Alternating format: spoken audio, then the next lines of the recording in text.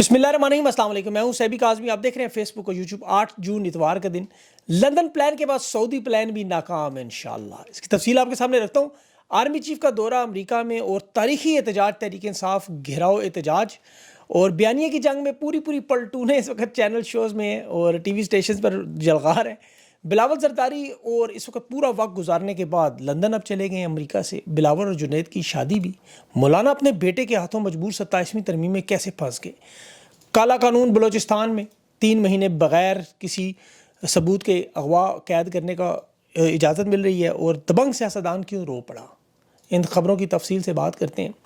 नून league के साफ़ी establishment का पैगाम पहुँचा रहे हैं कि लंदन प्लान के बाद सऊदी अरब में भी एक प्लान बना, जिसमें बाकायदा तौर पर army chief, field marshal Shahbaz शरीफ, इन सबको कहा गया कि जाएँ आप 27वीं तरमीम करें, मखसूस नशिस्तों के फ़ैसले को बदलें, सुप्रीम कोर्ट के जजेस उनकी ज़बान ही बदल दें, कानून ही बदल दें। जिस तरह 26वीं तरमीम के बाद आपने अदिया को बांधा, अब 27वीं तरमीम में सारे का सारा वो कानून बदलें। वो चीज़ें जो अदालत में डिस्कस हो रही हैं, जहाँ जहाँ एतराज़ात हैं, जहाँ जहाँ आपको इख्तियार के लिए मसला है, वो सब 27वीं तरमीम में ठीक करके कानून का हिस्सा बनाएं। मकामी हुकूमतों को महफूज करें, अदालती निज़ाम में तब्दीलियाँ करें, फ़ौजी अदालतों का क़याम करें, 9 मई के मामले पर जो दिल में आता है करें, शहादत का निज़ाम हो, तफ्तीश का निज़ाम हो, गवाहान हो, अपने हिसाब से करें जो आपका दिल करता है। इंटरनेशनल दुनिया इंसानी हकूक़ की पामालीन मामलात पे आपको कोई कुछ नहीं कहेगा, गारंटी दी जा रही है। अब इन्हें ये नहीं पता कि कानून पाकिस्तान बदलने के लिए ये बड़ा कुछ करते रहे, लेकिन एक कानून आपको पता है कायनात में ऐसा जो अल्लाह का कानून वो नहीं बदलता। पाकिस्तान के कानून में जहाँ तक देखें, हर ताकतवर ने कोशिश की और उसे बदला। ज़िया-उल हक ने, आपको पता है 1985 में 58(2)B का इस्तेमाल किया, सदर वज़ीर-ए-आज़म असम्बलियाँ बरतरफ कर दी। 88, 90 और 93 में इस्तेमाल भी किया, लेकिन फिर क्या हुआ, नवाज शरीफ 97 में आया, उसने कानून ही ख़त्म कर दिया। मुशर्रफ की हुकूमत आई, उसने फिर 17वीं तरमीम में 2003 में लाया, लेकिन दोबारा 2017 में फिर 18वीं तरमीम में ख़त्म हो गया। 4 मरतबा ये कानून बदला गया, 4 दफ़ा मुख्तलिफ तरमीम हुई। 97 में तरमीम हुई कि पार्टी पॉलिसी के खिलाफ वोट देने वाला नाअहल होगा, पार्टी लीडर मुकम्मल कंट्रोल रखेगा। 2010 में तरमीम 8वीं तरमीम से ख़त्म हुई। 2015 में इन्होंने फिर 21वीं तरमीम की, फ़ौजी अदालतों का क़याम दहशतगर्दी के लिए 2 साल का। 2017 में तरमीम हुई, ये कानून भी ख़त्म। फिर 26वीं तरमीम में इसको लेकर आए हैं, 29वीं तरमीम में ये भी उड़ जाएगा। एहतसाब ब्यूरो का आपको पता है वज़ीर-ए-आज़म के मातहत नवाज शरीफ ने कानून बनाया, 19वीं तरमीम में 2018 में ये उड़ गया। 2019 में इमरान खान ने फिर से मुस्तरद कर दिया। तो अब ये जितने मर्जी कानून बनाते रहें, ये एक तो पहले इनके खिलाफ इस्तेमाल इन्हीं के होंगे और फिर 2 तिहाई में इमरान खान अक्सरियत में आएगा, सारे का सारा कानून फिर बदल जाएगा। तो ये इतनी बड़ी वारदात नहीं है। जितनी देर रबड़ का नाक है, ताकत है, बदलें। अवाम की ताकत आएगी, ज़ाहिर है ये जानते हैं। इस वक्त तो ये ताकत के घोड़े पर सवार हैं, जिस तरफ मोड़ लें उसे मोड़ लें, जिस तरफ मर्जी है इनकी। लेकिन घोड़े ने जब उठाकर पटकना है तो फिर इस घोड़े के सुमो तले ही दफन होंगे। इनकी नज़रें इस वक्त देखिए, लोग तो सोचते हैं ना, डोनाल्ड ट्रंप और इलॉन मस्क का जो मामला है वो लड़ाई हम देखेंगे, एंजॉय करेंगे। पाकिस्तान की अवाम इंतज़ार करिए जब मौजूदा आर्मी चीफ और शहबाज शरीफ की लड़ाई होगी। अभी तो ये लोग मुत्तफ़िक है कि शहबाज शरीफ एक हकीकी मानों में एक लेला है, जो किसी भी मालिक पर भौंक नहीं, माफ़ कीजिएगा, लेला तो भौंकता नहीं है, टक्कर मार सकता है। लेकिन जुल्फ़िकार अली भुट्टो ज़िया-उल हक के बारे में भी यही समझता था। नवाज शरीफ, इसके वालिद मियाँ शरीफ साहब, परवेज़ मुशर्रफ के बारे में भी यही कहते थे। अयूब खान जुल्फ़िकार अली भुट्टो के बारे में भी यही समझता था कि मुझे डैडी कहता है 8 साल मेरे साथ वज़ीर ख़ारिजा है, मेरे खिलाफ कैसे जाएगा। अयूब खान के खिलाफ तहरीक चलाने वाला भुट्टो था। तो हालात जब बदलते हैं तो फिर ऐसे ऐसे बदलते हैं, वहाँ से आती है जहाँ सोच नहीं होती। और फिर ये लेले जो होते हैं खुनख्वार अल्सेशन बन जाते हैं, आपको तो भेड़िए बन जाते हैं। शरीफ ख़ानदान भी अपनी नई नस्ल के लिए लॉन्च करने के लिए जुनैद सफदर को तैयार कर रहा है, उसकी लॉन्चिंग के लिए बिलावल के मुकाबले में। और जुनैद सफदर और बिलावल दोनों की शादी भी हो रही है, आपस में नहीं हो रही, मेरा मतलब आप समझिए आपस में शादी हो रही है, अलग अलग शादी हो रही है। डेविड माफ़ कीजिएगा, दाऊद ख़ानदान में शायद बिलावल की होगी और जुनैद सफदर की भी कोई लड़की इस तरह देख के वो सियासी ख़ानदान को मजबूत करने की कोशिश करेंगे। अब यही मामलात इनके खराबी की तरह, क्योंकि असूल ताकत का ये है कि जब भी मामलात ख़राब हों बंटवारे के माल पे। आपको पता है बिलावल को भी वज़ीर-ए-आज़म बनना है इसी सिस्टम में, जबकि शरीफ ख़ानदान अपना दाव भी लगाना चाहता है। तो अब इनके, और ये जानते हैं इनके पास वक्त सिर्फ यही है, जो कुछ कर सकते हैं इसी में, आइंदा बारी वाला मामला कोई नहीं है। और जिस तरह हर ताकतवर को एक खौफ होता है, जिस तरह एस्टेब्लिशमेंट पे एक खौफ है, इन सियासी रहनुमाओं पर भी खौफ है। इन्हें पता है इस बात का, ये मानते हैं, तस्लीम करते हैं कि खान तारीख के उस लेवल पर पहुंच चुका है कि आइंदा आने वाले 50 सालों में शायद कोई ऐसा रहनुमा दोबारा नहीं पहुंच सकता इस मकबूलियत के लेवल पर, कि जिसे नमाज सिर्फ इसलिए नहीं पढ़ने दी जाती कि कैदी नारे मार कर जेल ना तोड़ दें। इमरान खान को सेल से निकालना इनके लिए डरावना ख्वाब। अंदाज़ा करें, ये खान की मुलाकातों पर बार बार जो पाबंदी लगाते हैं वो एक ही वजह के पैगाम ना जाए, तस्वीर और आवाज़ ना नज़र आए। आपको पता है जुल्फ़िकार अली भुट्टो की तकरीर और आवाज़ बंद नहीं थी, वो किताबें तक वहाँ से लिख के बाहर बेचते थे।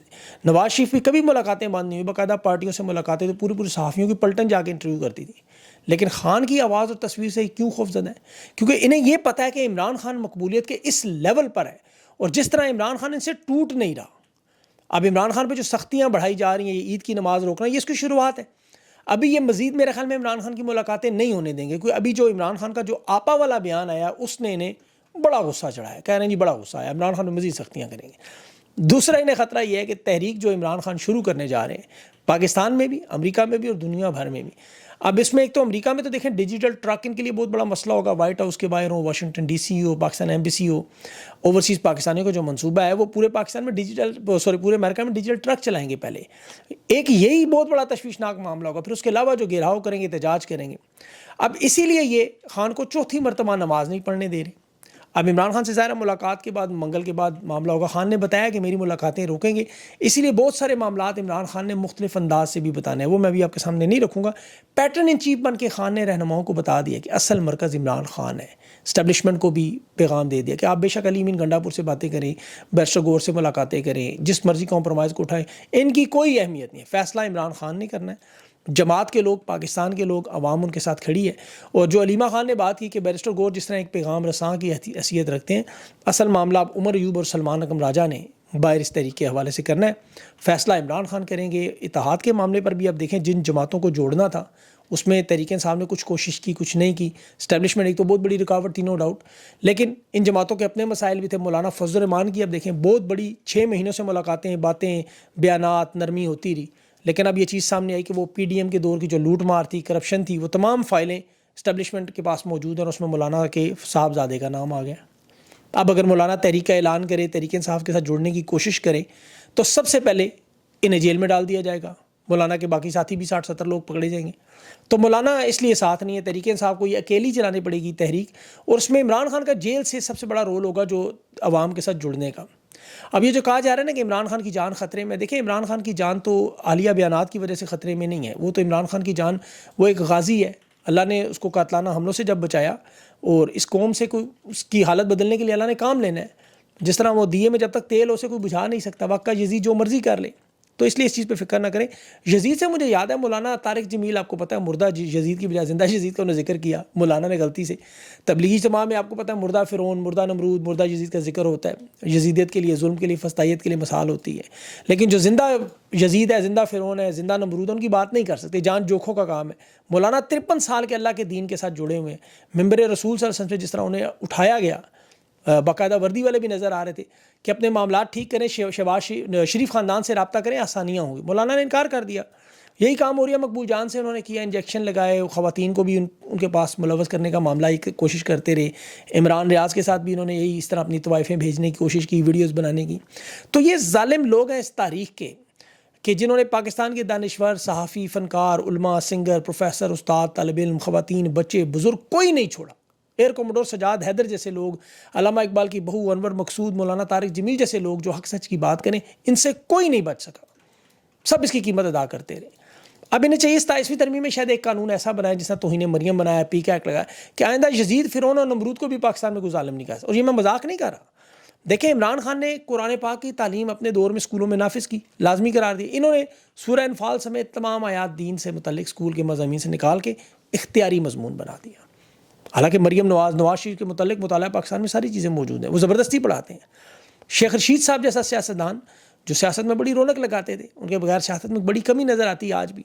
وہ چلے کے بعد کہہ رہے ہیں دیکھیں کہ مجھے چلے نے کمزور کیا، 2 نیند کی گولیاں کھانی پڑتی ہیں. خان پہ ویسے شیخ رشید نے کوئی ایسی بات نہیں کی، ظلم برداشت کیا. عمران خان ان سے ایک جھوٹ بولنے والے معاملے پر ناراض ہیں، وہ 26 مئی والے. میرے خیال میں انشاءاللہ معاملہ اس میں ٹھیک ہو جائے گا وقت کے ساتھ ساتھ. اس وقت جو پاکستان کی قوم کو کچھ چیزیں دیکھیں سمجھنی ہے. عید کے موقع پر آپ نے انسٹاگرام، واٹس ایپ پہ، فیس بک پہ مختلف تصاویر پوسٹ دیکھی، میک اپ میں، زیورات میں، مہنگی گاڑیوں میں، نتنے گوشت کی تراکیب کے ساتھ، کباب، نہاریاں، بریانیاں، مہنگی ڈشیں. ہم لوگ 12 کروڑ 40 لاکھ کی آبادی کو نہیں دیکھتے. ان کے پاس چونکہ موبائل فون نہیں ہے، ان کے پاس اتنے پیسے نہیں ہیں وہ پیکج کروائیں اور اپنی محرومیوں کی تصاویر شیئر کریں. آپ کو کبھی کبھی کوئی ایسی تصویر نظر آ جاتی ہے، کوڑا کرکٹ سے کھانا کھاتے، کوئی بزرگ بیٹھا ہوا ہے، کوئی مزدور بیٹھا ہوا ہے، ان کی کوئی تصویر نظر آ جاتی ہے. لیکن آپ یقین کریں اس وقت حالات اتنے کشیدہ ہو چکے ہیں. یہ میری پاکستان کی قوم سے درخواست ہے، اس کو سمجھنے کی کوشش کریں. جیسے آپ نے حج میں دیکھا نا، لوگ سڑکوں پہ سو رہے ہیں، نہ کھانا ہے، نہ بجلی، نہ پانی، پریشانی میں حج کر رہے ہیں، عبادت کر کے واپس آ رہے ہیں. حاجی وہاں بیچارے بڑے خوار ہوئے ہیں، 67,000 کے تو 35 ارب یہ کھا گئے۔ لیکن اس پوری ایکسرسائز میں ایک اور ویڈیو بھی آپ نے دیکھی ہے جو میں نے ٹویٹر پہ بھی لگائی کہ عرفات کے مقام پر وہاں باقاعدہ عیش و عشرت کے ساتھ باربیکیو ہو رہے ہیں، مشروب چل رہے ہیں، کھانے چل رہے ہیں، جہاں یہ شہباز شریف صاحب یا آرمی چیف سارے امیروں کا حج ایسے ہی ہوتا ہے، غریبوں کا حج آپ نے دیکھا ہے۔ اب حکومت اس وقت جو واردات کری وہ آپ کے لیے سمجھنے، وہ اتنے نمبروں کے ہیر پھیر کرتے ہیں، جس طرح ڈیجیٹل دور کی تصویریں ویڈیوز آپ کو نظر آتی ہیں کہ جی نام نہاد ترقی ہے جو ایک بارش سے کبھی کھل جاتی ہے، یا جیسے وہ نئی نویلی دلہن کا پتہ ہے میک اپ اترتا ہے اگلے دن تو اصلی شکل نکلتی ہے، لوگ فراڈ کا کیس لے کے عدالت پہنچ جاتے ہیں۔ یہ ہر دور میں ڈکٹیٹر نے کیا۔ اب تو انٹرنیشنل جریدے لیکن جو تحقیق کر کے لکھ رہے ہیں وہ ہے پاکستانیوں کی توجہ خوراک کے سنگین بحران کی طرف۔ میں اس کا بار بار ذکر کروں گا، کسانوں کو دیکھیں 2024 مئی سے اب تک 2200 ارب کا نقصان ہو چکا ہے جو پاکستان کی ٹوٹل جی ڈی پی کے 23% برابر ہے۔ اب اندازہ کریں ذرا، یہ جو گندم کی قیمت 3900 روپے فی من سے انہوں نے گرا کے 2200 روپیہ کی، گندم کی پیداوار میں اس میں 9% کمی ہوئی ہے، 31 ملین سے 28 ملین۔ کپاس میں، مکئی میں، گندم میں یہ تباہی بربادی ہے، اور میں ابھی تفصیل اس کی بتاتا ہوں۔ یہ 14% جو ٹوٹل کمی ہے ان فصلوں کی آبادی کے حساب سے، جہاں لوگ آپ کو پتہ ہے کھاتے ہی صرف روٹی ہیں، اس کی جو ترقی کی رفتار عمران خان کے دور میں آپ دیکھیں اور آج دیکھیں 0.65 رہ گئی ہے، وہ 6.5 تھی خان کے دور میں۔